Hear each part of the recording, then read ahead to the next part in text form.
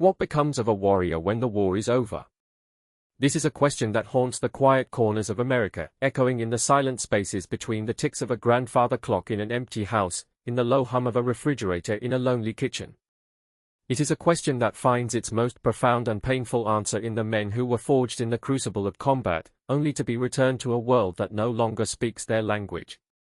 They are ghosts in their own lives, walking relics of a time of violence and valor, their hands, once capable of shaping the fate of nations, now left to tremble around a coffee cup. For Colonel Jackson Riley, retired, the question was not an abstraction. It was the very air he breathed. He had a call sign once. Steel Hammer. It was a name earned in the violent skies over Southeast Asia, whispered with a mixture of awe and fear in the briefing rooms of NATO, and etched into the unofficial histories of the United States Air Force. Jackson, Steel Hammer, Riley was a creature of the analog age. A pilot who flew not with computers, but with his gut. He could feel the temper of the air through the stick, read the intent of an enemy in the subtle shift of a wingtip, and dance on the edge of a high-G stall with the grace of a master. His chariot had been the F-4 Phantom, a beast of an aircraft he called a brick with wings, and later, the F-15 Eagle, the undisputed king of the Cold War skies. Now, his world was quiet. Too quiet. The thunderous roar of afterburners had been replaced by the gentle chirp of crickets outside his small, isolated home in the Nevada desert. The life-and-death ballet at 30,000 feet had been traded for the slow, methodical process of polishing the silver star he kept on his mantelpiece. It was a monument to a man he no longer was, a tribute to a life that felt like it had belonged to someone else. His only constant companion was Havoc. Havoc was a German shepherd, massive and scarred, with eyes that held the same quiet, knowing weight as his master's. He was not a pet. He was a multipurpose canine, an NPC, retired from the same shadowy world of special operations that Riley had brushed against in the latter part of his career. Havoc had his own ghosts.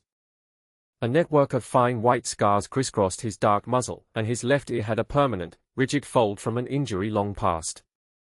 He moved with a silent, deliberate economy, a four-legged warrior at rest, his instincts forever coiled just beneath the surface. Together, they were two obsolete weapons, living out their days in the long shadow of a world that had moved on. The base was different now. Nellis Air Force Base, the sprawling heart of American air power, had once been Riley's kingdom. Now, visiting it felt like stepping into a science fiction film. The hangars that once housed the rugged, grease-stained Phantoms and Eagles now cradled the sleek, alien forms of the F-22 Raptor and the F-35 Lightning II. They were not aircraft, Riley thought. They were flying supercomputers, cloaked in stealth and bristling with technologies he could barely comprehend. He was there as a guest of honor for a small ceremony dedicating a new wing of the base museum. They were putting his old flight helmet on display. It felt less like an honor and more like an internment. Another piece of the past, sealed behind glass. Havoc walked beside him, his leash held loosely in Riley's hand. The dog was on his best behavior, but his head was on a constant, slow swivel, his nose testing the air. He ignored the young airman who walked past, his focus entirely on the man at his side. He was a living perimeter, a silent guardian. As they walked past the active flight line, the source of the day's conflict came into view. Captain Thorne. Thorne was the new breed. Young, handsome in a sharp, sterile way, with a resume that was a perfect checklist of modern career advancement. He commanded the 422nd Test and Evaluation Squadron, the Green Bats, the pilots who flew the F-22. He walked with an unearned swagger, a man who believed that mastering a machine made him a master of men. He saw the world through the glowing green symbols of a head-up display, a place of data points and tactical solutions, not of instinct and soul. He saw Colonel Riley and smirked. It was a thin, unpleasant expression, a shark-like smile that didn't reach his eyes. Colonel Riley, Thorne said, his voice dripping with condescending cordiality. An honor to have you on the flight line. Taking a stroll down memory lane. Riley stopped. He looked at Thorne, his gaze flat and unreadable, like chipped flint. Something like that, Captain. Havoc, sensing the shift in his master's posture, the subtle stiffening of his spine, let out a low, almost inaudible growl. It was a sound like grinding stones, a vibration felt more than heard. Thorne's eyes flickered down to the dog, his smirk faltering for a fraction of a second. "Quite the dog," Thorne said, recovering quickly. He gestured with a dismissive wave toward a nearby F-22, its canopy open like a beckoning maw. The aircraft sat on the tarmac with a predatory stillness, its angled, facete skin seeming to drink the harsh Nevada sunlight. "Thinking about the good old days? I bet our Raptors look a little different from what you used to fly." "They are different," Riley agreed, his voice a low rumble. Thorne laughed, a short, sharp bark of a sound. He was playing to the small gallery of young lieutenants and crew chiefs who stood nearby, watching the exchange. He saw an old man, a museum piece, and a chance to assert his own relevance. "Tell you what, Colonel," Thorne said, his voice loud enough for everyone to hear. "Feeling nostalgic? For old time's sake. Why don't you hop in? See what a real 21st century fighter feels like." The lieutenants shuffled their feet, unsure how to react. It was a joke, but a cruel one. It was like asking a Roman chariot master to test drive a Formula One car. The gulf in technology was an abyss. The F-22's glass cockpit, its fly-by-wire systems, its sensor fusion, it was a completely different language of aviation. A pilot from Riley's era would be utterly, hopelessly lost. The insult was clear. "You are a fossil. You are irrelevant." Riley's face remained a mask of stone. He said nothing. The silence stretched, thick and uncomfortable. Thorne's smile widened. He had made his point. "Just a joke, Colonel," Thorne said, patting him on the shoulder in a gesture of false camaraderie. "Wouldn't want you to break a hip. Or my $2 billion jet." He turned to walk away, his audience of junior officers trailing in his wake. Riley stood motionless, his hand resting on Havoc's powerful skull. He watched Thorne go, and in his quiet, steady eyes, a long-dormant fire began to smolder. He wasn't angry. Anger was a hot, messy emotion. This was something colder. Something harder. It was the feeling of a weapon being disrespected. The past was not a museum. It was a foundation. And some foundations were built of steel. The bass klaxon screamed. It was a sound that cut through the mundane hum of the afternoon, a primal shriek that bypassed the brain and went straight to the adrenal gland. For a place like Nellis, alarms were not uncommon. Drills were a constant part of life. But this was different. There was a frantic, ragged edge to this alarm. It was not the measured, practiced tone of a drill. It was the sound of genuine panic. Men and women in flight suits started running. Not jogging. Sprinting. Shouts echoed across the vast expanse of concrete. In the command center, a room buried deep in the earth beneath the base, the world had shrunk to the size of a dozen glowing radar screens. "What the hell is that?" the base commander, General Marcus Thorne, a man whose face seemed permanently etched with the stress of his position and who happened to be Captain Thorne's uncle, barked at the chief radar operator. "Sir, we don't know," the operator, a young sergeant, replied, his voice tight. "It's wrong." On the main screen was a symbol. A single, blinking red icon. It had appeared from nowhere, over the Pacific, moving at a speed that defied belief. "Classification?" "None, sir. It's not squawking any codes. Its radar cross-section is, well, it's not there. We're tracking it on a quantum resonance signature. Experimental sensor suite. Standard AWACS is blind." "Hypersonic?" the general asked, his blood running cold. "Faster, sir. And it's maneuvering." That was the impossible part. Objects moving at that speed, Mach 8, Mach 9, didn't turn. They flew in straight, predictable arcs. This thing was weaving. It was moving like a fighter jet, but at a velocity that should have torn any known airframe to pieces. Target? Vector is continental United States. Projected track puts it over this installation in 16 minutes. 16 minutes. An eternity and no time at all. Scrambled a QRF. I want Raptors in the air 5 minutes ago. General Thorne roared. On the flight line, the joke was forgotten.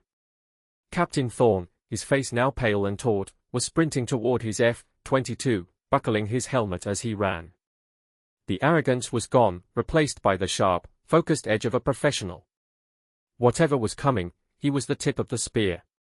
2 Raptors, call signs, Reaper 1 and Reaper 2, clawed their way into the sky with a deafening roar, their engines pouring raw power into the desert air. They climbed at a near-vertical angle, streaks of gray against the brilliant blue, racing to intercept the ghost. Colonel Riley stood near the museum, having been politely but firmly escorted away from the active flight line. He watched the Raptors disappear into the high, thin air. Havoc stood beside him, whining softly, his body tense. The dog could feel the panic that had saturated the base. Riley didn't need a radar screen. He could feel it too. The wrongness.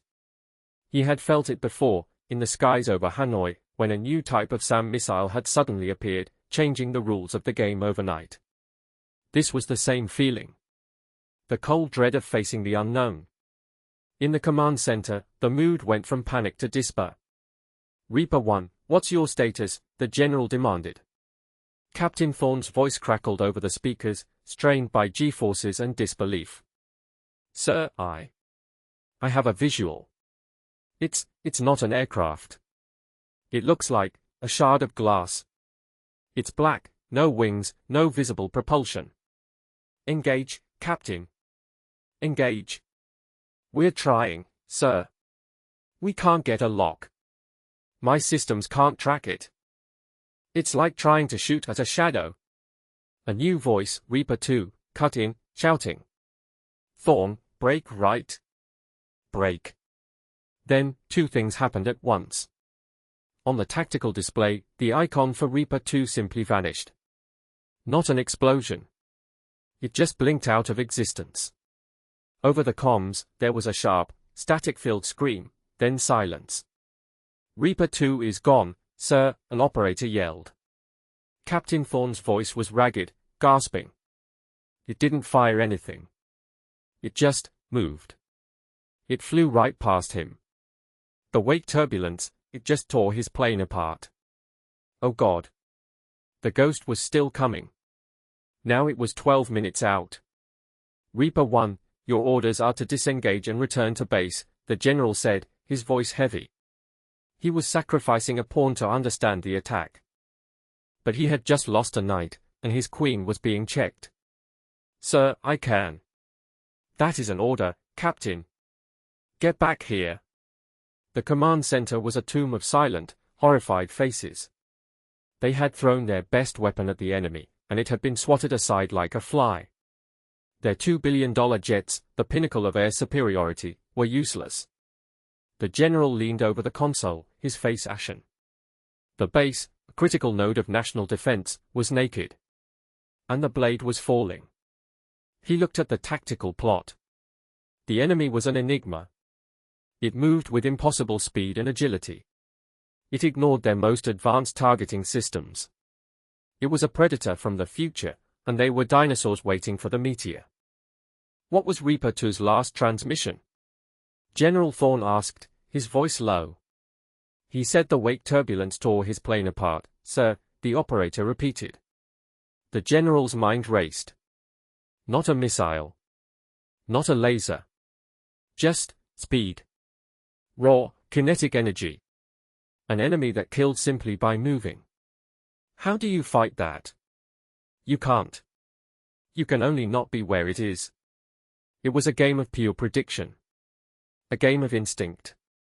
His eyes unfocused, staring at the screen but seeing something else.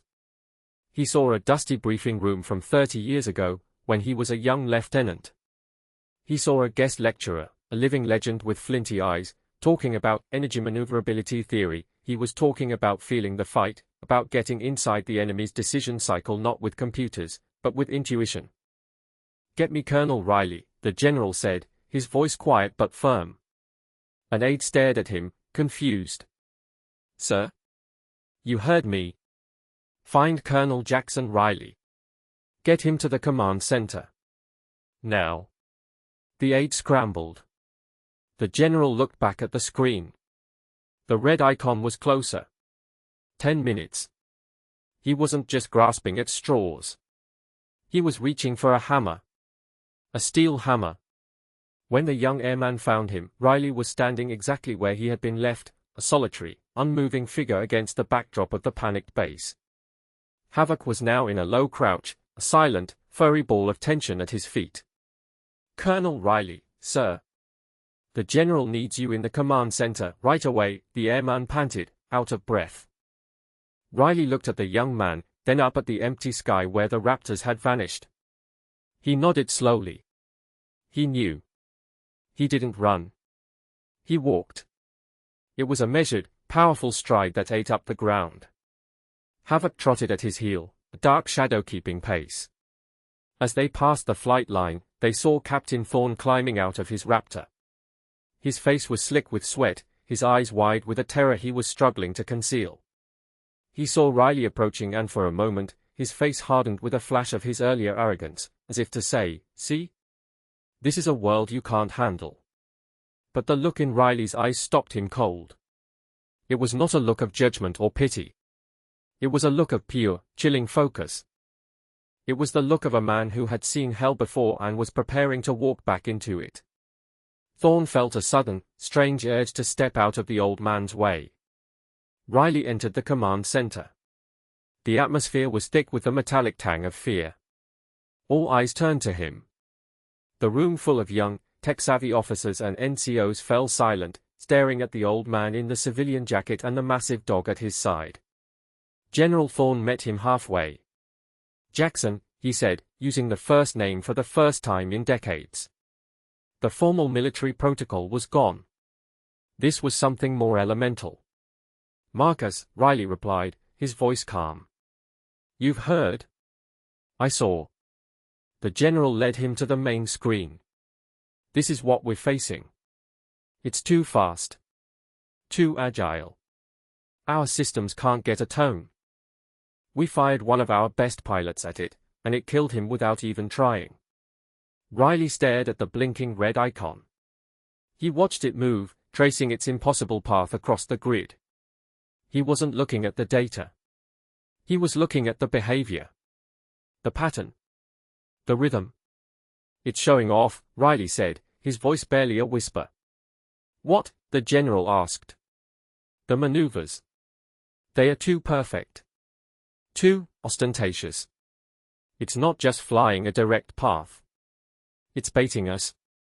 It wants us to engage. It wants us to come at it head-on."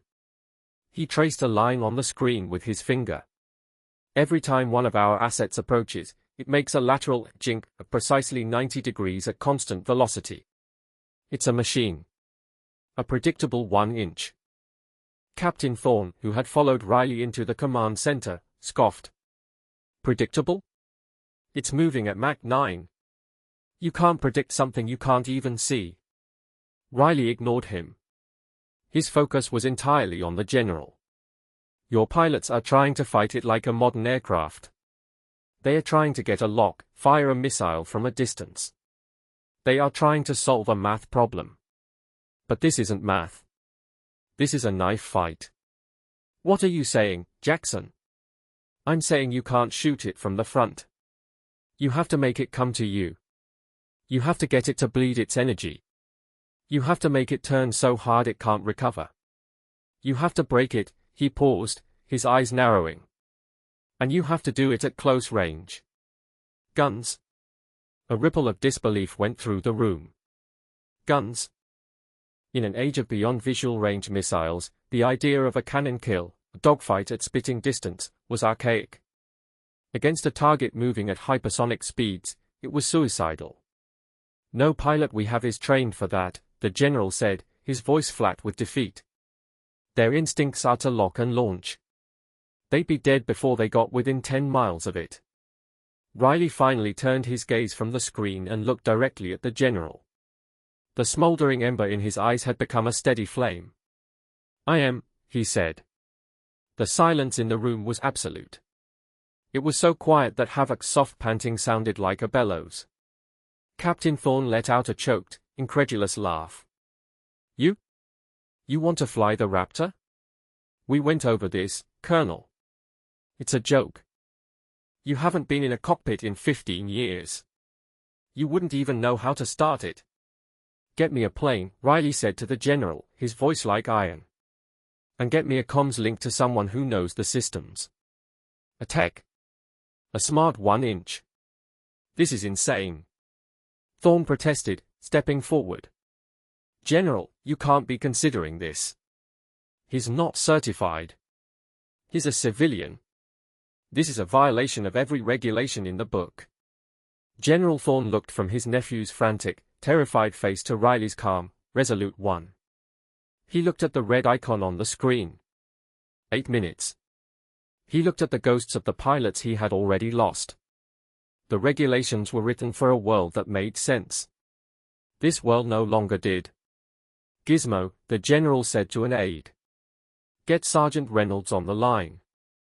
Patch him through to the cockpit of Raptor 075. Tell him he is now Colonel Riley's backseater. Sir, Gizmo is grounded, the aide replied. Medical discharge pending. His pressure vertigo. He's not flying the damn plane, the general snapped. He's talking. Get it done. He turned to his nephew. Captain, you will stand down.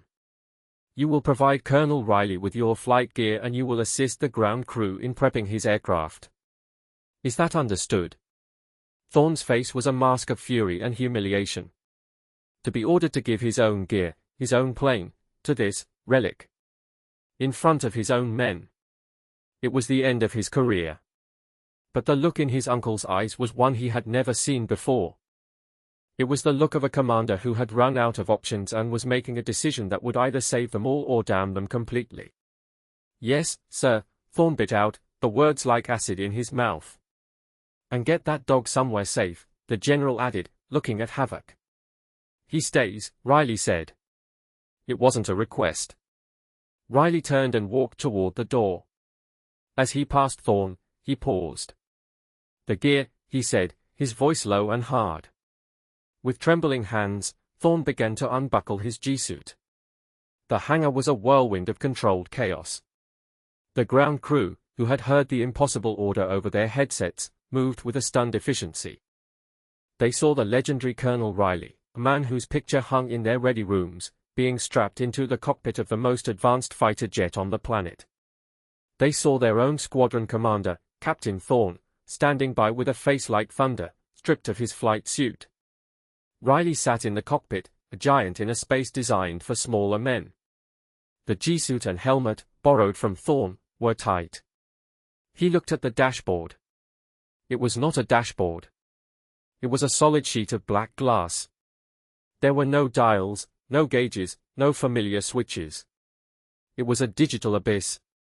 Colonel, this is Sergeant Reynolds. Can you hear me, sir? A young, nervous voice crackled in his helmet. Gizmo. Loud and clear, Sergeant, Riley said. His own voice sounded strange, amplified and filtered by the helmet's electronics. Okay, sir. The general said, he said you need a startup sequence. Fast. Walk me through it, son. Yes, sir. Right hand, on the throttle quadrant. See the master switch? It's guarded. Lift the guard. Riley's gloved hand found the switch.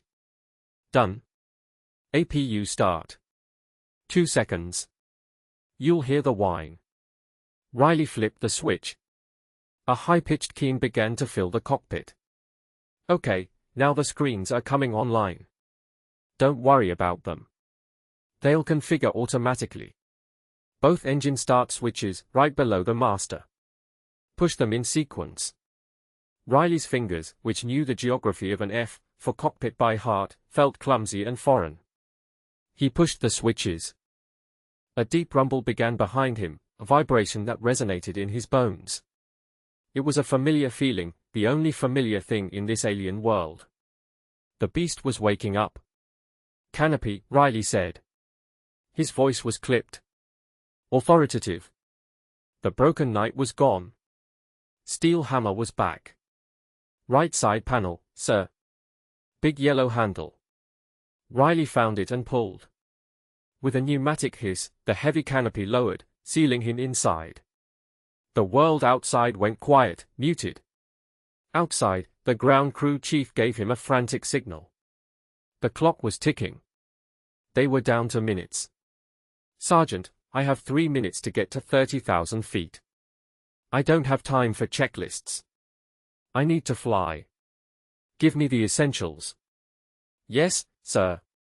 The HUD is primary. Airspeed on the left, altitude on the right. Heading tape at the top. The stick is fly-by-wire. It doesn't move much. Just pressure. Small inputs, sir. The computers do the rest. I don't want the computers to do the rest, Riley growled. I want to fly the plane. How do I turn off the limiters? There was a moment of shocked silence on the other end of the line. Sir? The flight control limiters? You can't. They prevent you from overstressing the airframe or departing from controlled flight. Where is the override? Riley insisted, his voice like a steel vice. It's a guarded switch, below the main display. Sir, I have to advise you, nobody ever touches that. It will void the warranty, Gizmo finished, his voice squeaking at the absurdity of what he just said. Riley saw the switch. Understood. Now, weapons. I need the gun. Gun is selected via the left-hand display, sir. But you have 12 AMRAAMs and sidewinders. The gun is a last resort. Today, it's the only resort, Riley said. He taxied the Raptor out of the hangar with a speed that made the ground crew jump. He didn't follow the taxi lines. He went straight for the runway. Sir, you are not cleared for takeoff, the tower squawked in his ear. Riley ignored it. He lined the massive fighter up on the runway's center line. Sergeant, he said, his voice calm. Time from now to afterburners lit. Sir?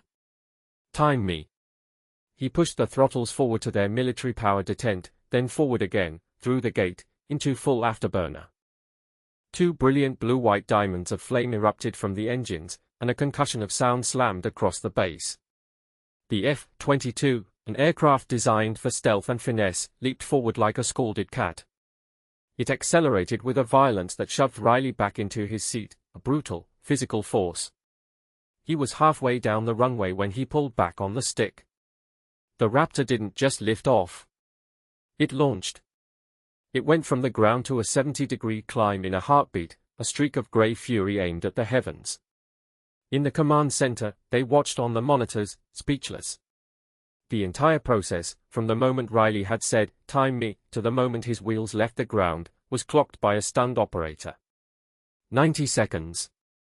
General Thorne stared at the screen, a slow, grim smile spreading across his face. The joke was over. Steel Hammer was airborne. Altitude 20,000, climbing, Riley reported, his voice steady despite the crushing G-forces. The world outside was a blur of blue and brown. The Raptor climbed like a homesick angel, hungry for the upper atmosphere. Airspeed Mach 12 and accelerating. Give me a vector, Sergeant. Gizmo's voice was a frantic but steady stream in his ear. Vector is 090, sir. Target is 100 miles out, closing fast. It's descending, passing through 40,000 feet. It's coming down to play, Riley muttered. He leveled off at 35,000 feet, letting the speed build. The F-22 was unlike anything he had ever flown. It was preternaturally stable, almost too easy. The computers were constantly making a million tiny adjustments, smoothing out the ride, keeping him safe. He felt like a passenger. Sergeant, I'm at the override switch for the flight limiters, Riley said. Sir, I really have to advise against that. The flight envelope is... I know the envelope, Riley cut him off. I helped write the damn book on it. I need to feel the air. I need the plane to talk to me. The computers are in the way. He lifted the guard and flipped the switch. In the cockpit, a dozen warning lights flashed yellow and red. A computerized voice began to calmly announce, "Warning, flight control degraded." The ride instantly changed. The silky smoothness was gone, replaced by a subtle tremor. He could feel the buffet of the transonic airflow over the wings. The stick felt alive in his hand. For the first time since he'd gotten in, Riley smiled. It was a cold, hard smile. "Much better," he said. Now she talks. "Sir, you have a contact. Bearing 095. Range 50 miles, Gizmo said, his voice strained. "It's the bogey. It's turning toward you." "I see it," Riley said. But he didn't see it. Not on the radar, which was a useless wash of static. Not with his eyes. He saw it on the experimental quantum sensor display, a tiny, shimmering distortion in the fabric of space-time. It was less a target and more a rumor. "It's accelerating," Gizmo warned. Mach 7. Mach 8. Mach 9. "Let it come," Riley said. He eased the throttles back, letting his own speed bleed off. He was becoming a target. A slow, tempting piece of bait. "Sir, standard doctrine is to maintain energy advantage." Gizmo protested, his training kicking in. "The doctrine is wrong," Riley said. "It thinks I'm the predator. I'm not. I'm the matador. I have to let the bull charge." The distance closed with terrifying speed. 40 miles. 30. 20. "I have a visual." Riley snapped. It was exactly as Thorne had described it. A shard of pure blackness against the deep blue of the stratosphere. It had no wings, no tail, no engines. It looked like a tear in reality, a sliver of night cutting through the day. And it was coming straight at him. "Sir, it's not slowing down. Impact in 10 seconds. Gizmo yelled. "Steady," Riley breathed. The world slowed down. The roar of his own engines faded. The cacophony of warnings from the dashboard became a distant hum. All that existed was the black shape growing in his canopy. He could feel the tension in the airframe, the immense potential energy of his own aircraft. 5 seconds. The shard was immense now, filling his view. He could see the way the light bent around its edges. "Sir! Brake!" Gizmo screamed. At the last possible second, Riley slammed the stick hard left and stomped on the rudder pedal. With the limiters off, the F-22 responded with a savage, bone-jarring violence. It wasn't a turn, it was a lurch. The aircraft snapped onto its side, the G-forces hitting Riley like a physical blow, driving the air from his lungs. His vision grayed out at the edges. The black shard screamed past his canopy, so close he could have reached out and touched it. It was a silent passage, a whisper of death. But the wake it left behind was a hurricane. The Raptor was caught in it, tossed like a leaf in a storm. The jet bucked and shuddered, trying to tear itself apart. Alarms blared.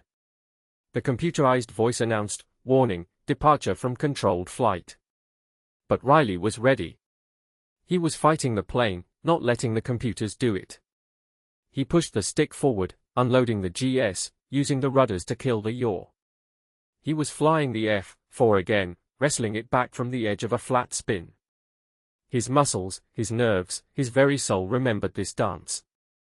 He recovered, his nose pointing back at the enemy. The shard, having overshot him, was now making its impossible turn. It was bleeding energy, just as he had predicted. It had to slow down to make such a maneuver, even if, slowing down, for it was still Mach 5. "It's turning back.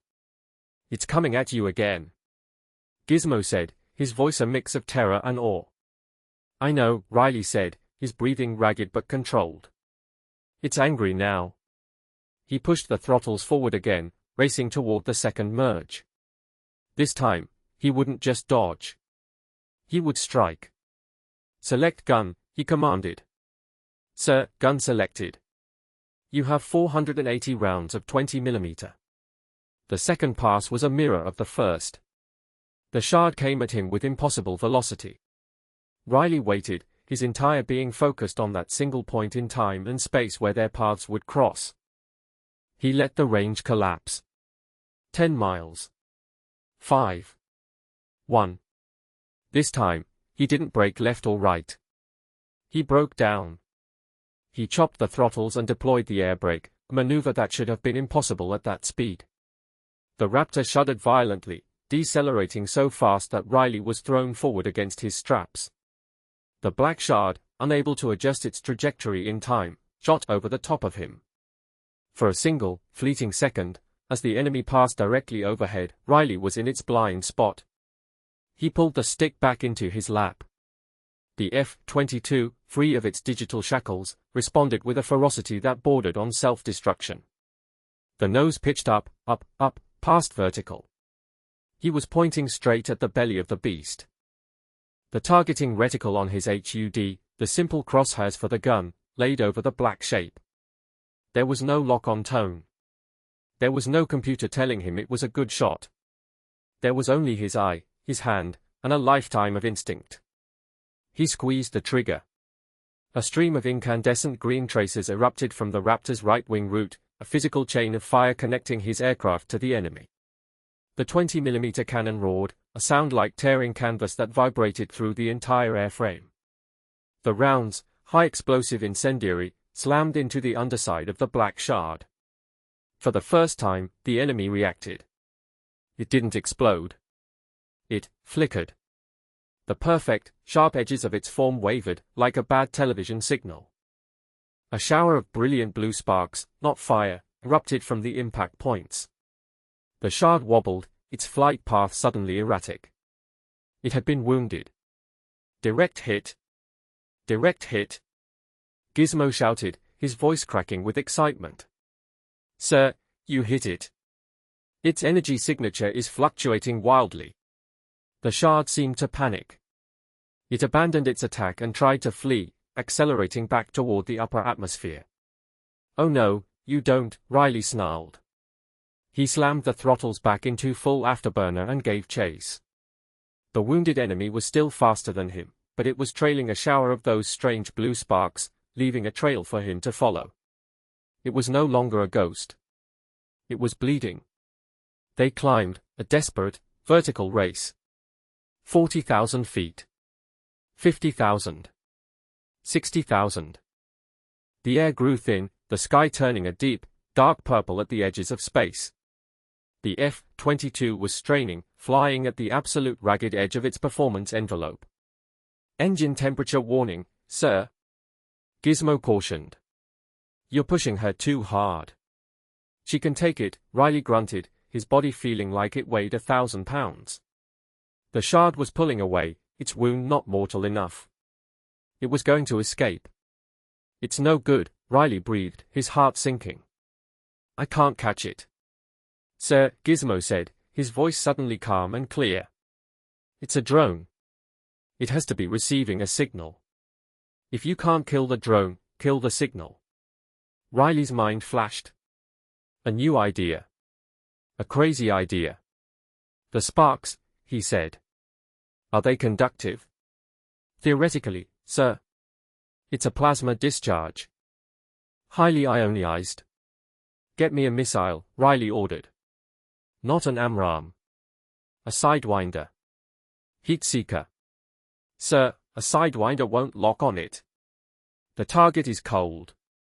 It's not for the target, Riley said, a grim plan forming in his mind. It's for the trail. He armed an AIM-9X Sidewinder. The familiar, growling tone of the seeker had filled his helmet, but it was a searching, hungry sound. It couldn't see the shard. Riley maneuvered the Raptor not behind the shard, but directly into the glittering trail of blue plasma it was leaving behind. The cockpit lit up with proximity warnings. He was flying through a minefield of energy. The Sidewinder's seeker suddenly screamed, a high-pitched, solid tone. It had a lock. It wasn't locked on the shard itself, but on the superheated, ionized plasma trail the shard was venting.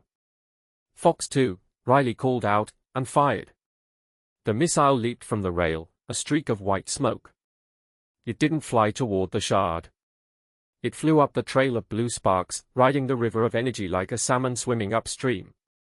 The shard seemed to realize what was happening. It jinked violently, trying to sever its own trail. But it was too late. The Sidewinder, its seeker head locked onto the plasma, followed the trail perfectly. It slammed not into the shard, but into the space directly behind it, the point from which the energy was emanating. The result was not an explosion. It was a cancellation. There was a silent flash of brilliant white light, so bright it forced Riley to shield his eyes. When his vision cleared, the black shard was gone. Not destroyed. Not vaporized. It had simply ceased to exist. In its place, the sky was empty. The only thing left was a slowly fading trail of blue glitter, like impossible confetti against the blackness of space. "Target is gone," Gizmo whispered over the comm. "Sir, what did you just do?" "I think," Riley said, his voice exhausted, "I killed its battery." He rolled the F-22 over, the magnificent machine now docile and compliant in his hands. Below him, the curve of the earth was a breathtaking spectacle of blue and white. He could see the coast of California, the brown expanse of the Nevada desert. He could see home. He had done it. The old man. The relic. The museum piece. He had faced the future and made it blink. The return flight was quiet. The adrenaline began to fade, replaced by a bone-deep weariness. Every muscle in his body ached from the strain of the G-forces. He was not a young man anymore. The price of the dance was higher now. He landed the F-22 with a gentleness that belied the violence of the preceding minutes.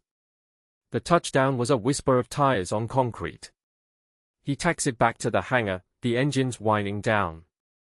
As he brought the jet to a stop, he finally switched the flight control limiters back on. The dashboard warnings vanished. The computerized voice fell silent. He had brought their perfect machine back in one piece. He popped the canopy. The sudden rush of hot desert air and the smell of jet fuel was a welcome assault on his senses. For a long moment, he just sat there, breathing. Then he looked out. The entire flight line was lined with people. Ground crew, pilots, administrative staff, security forces. They stood in silence. No one was cheering. No one was shouting. They were just watching him, their faces a mixture of disbelief, relief, and profound, unadulterated awe. At the front of the crowd stood General Thorne. And beside him, his leash held by a young airman, was Havoc. The dog's tail was wagging, a frantic, thumping beat against the airman's leg. As Riley began to unbuckle himself, a figure pushed through the crowd. It was Captain Thorne. His face was pale, his earlier arrogance completely gone, replaced by a look of stunned humility. He walked to the side of the cockpit and looked up at the old man. He didn't say anything. He just raised his hand in a slow, perfect salute. Riley, still seated in the cockpit, returned the salute. It was a gesture of acknowledgement. A passing of the torch, but not in the way Thorne had ever imagined. It was an admission that the new ways were not enough. That the spirit of the warrior was more important than the sophistication of the weapon. Riley climbed down from the cockpit, his movements stiff. His knees protested. He was, after all, just a man. An old man. As soon as his feet touched the ground, Havoc pulled free from the airman and bounded toward him, whining with joy and relief. The massive dog pushed his head into Riley's chest, a gesture of pure, unconditional loyalty. Riley wrapped his arms around the dog's thick neck, burying his face in his fur. "It's okay, boy," he murmured. "We're okay." General Thorne walked up, his face grim but his eyes shining with pride. "Jackson," he said, his voice thick with emotion. "There are no words."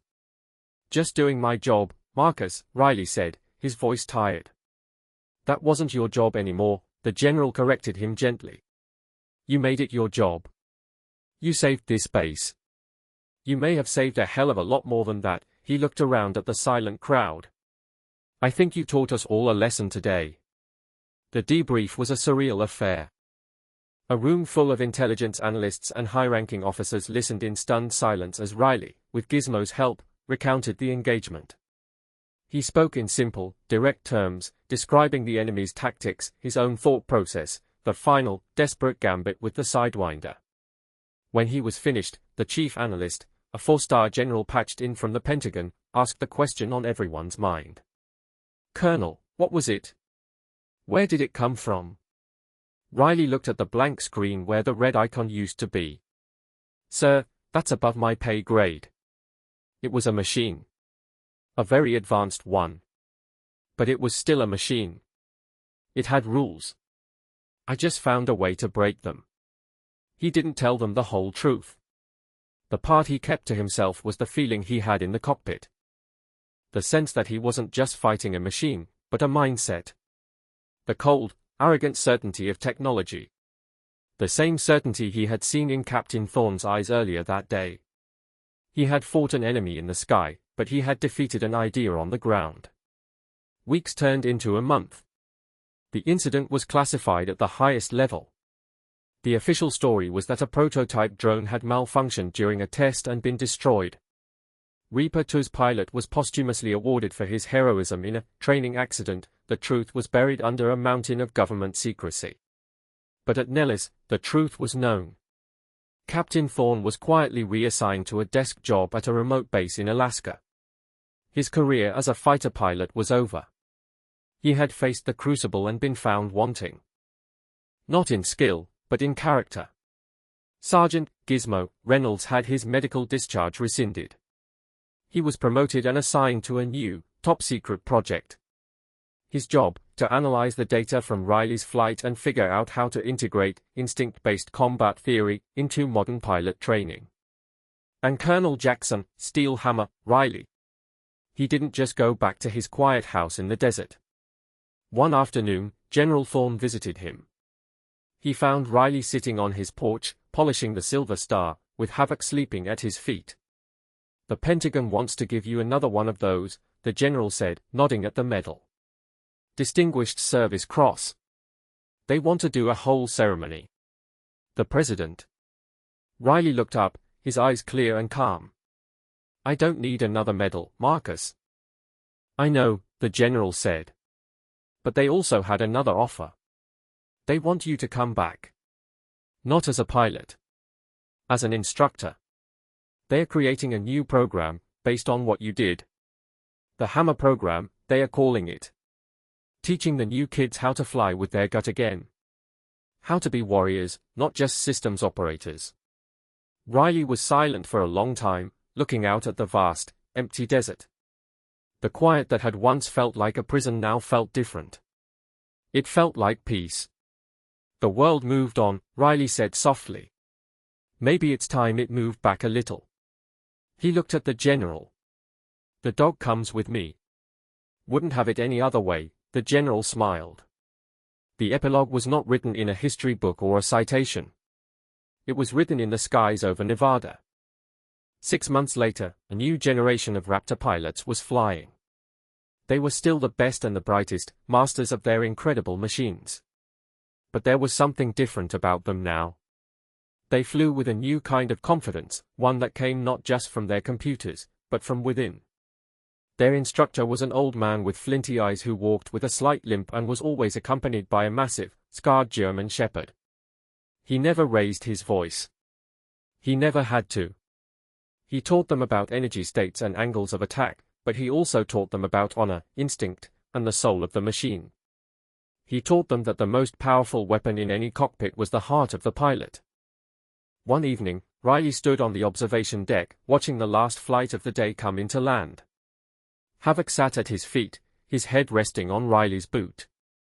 The sun was setting, painting the desert sky in hues of orange and purple. The F-22s landed, one by one, their movements precise and graceful. A young lieutenant, fresh out of the Hammer program, walked up to him. "Good flight, Colonel," she said, her voice filled with a respect that bordered on reverence. "You felt the turn, didn't you, Lieutenant?" Riley asked, not taking his eyes off the sky. "In the final merge. You didn't let the computer fly it." The young pilot's eyes widened. "Yes, sir. I did. It felt right." That's the part they can't program, Riley said. He finally looked at her, and his face, so often a mask of stone, held the faint, quiet ghost of a smile. That's the part that wins the fight. She nodded, understanding. Thank you, sir.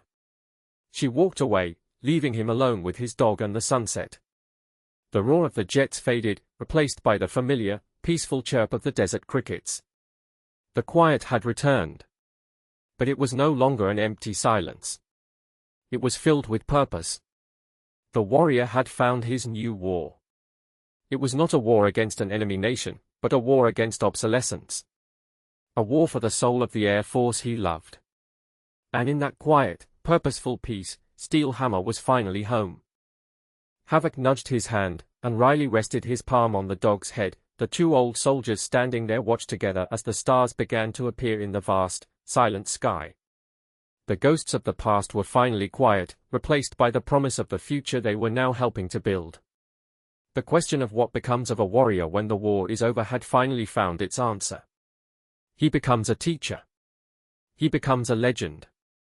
He becomes the anchor in the storm, the foundation of steel upon which the future is built.